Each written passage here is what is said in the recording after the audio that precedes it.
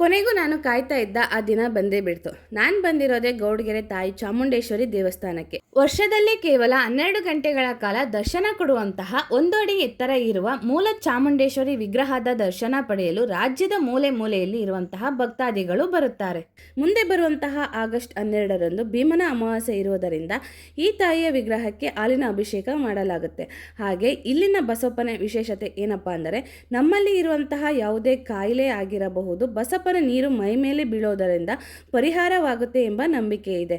ಹಾಗೆ ಇಲ್ಲಿ ನೀವು 5 ಶುಕ್ರವಾರ ಅಥವಾ 9 ಶುಕ್ರವಾರ ನೀವು ಏನಾದರೂ ಬೇಡಿಕೊಂಡು ಕಾಯಿ ಕಟ್ಟೋದರಿಂದ ನೀವು ಅಂದುಕೊಂಡಿರುವುದು ಆಗುತ್ತೆ. ಇದೇ ಆಗಸ್ಟ್ 12ರಂದು ಭೀಮನ ಅಮಾವಾಸ್ಯೆ ಇರುವುದರಿಂದ ನಿಮ್ಮನ್ನ ಯಾರೇ ತುಳಿಬೇಕು ಅಂತ ಹೇಳಿ ಅಂದುಕೊಂಡಿದ್ದಾರೋ ಕಾಯೋಕೆ ಮತ್ತೆ ಕೈ ಹಿಡಿದು ಎತ್ತೋಕೆ ಅಂತಾನೆ ತಾಯಿ ಚಾಮುಂಡೇಶ್ವರಿ ಇರೋದರಿಂದ ಯಾಕೆ ತಲೆ ಕೆಡಿಸ್ಕೋಬೇಕು. ಇದೇ ಆಗಸ್ಟ್ 12ರಂದು ತಾಯಿ ಚಾಮುಂಡೇಶ್ವರಿಯ ಮೂಲ ವಿಗ್ರಹ ದರ್ಶನವನ್ನು ಪಡೆದು ಪುಣ್ಯ ನಿಮ್ಮದಾಗಿಸಿಕೊಳ್ಳಿ. ಇಲ್ಲಿನ ವಿಶೇಷ ಏನಪ್ಪಾ ಅಂದರೆ, ವರ್ಷದ 365 ದಿನಗಳು ಕೂಡ ಭಕ್ತಾದಿಗಳಿಗೆ ಅನ್ನಪ್ರಸಾದ ವಿಶೇಷತೆ ಇರುತ್ತದೆ.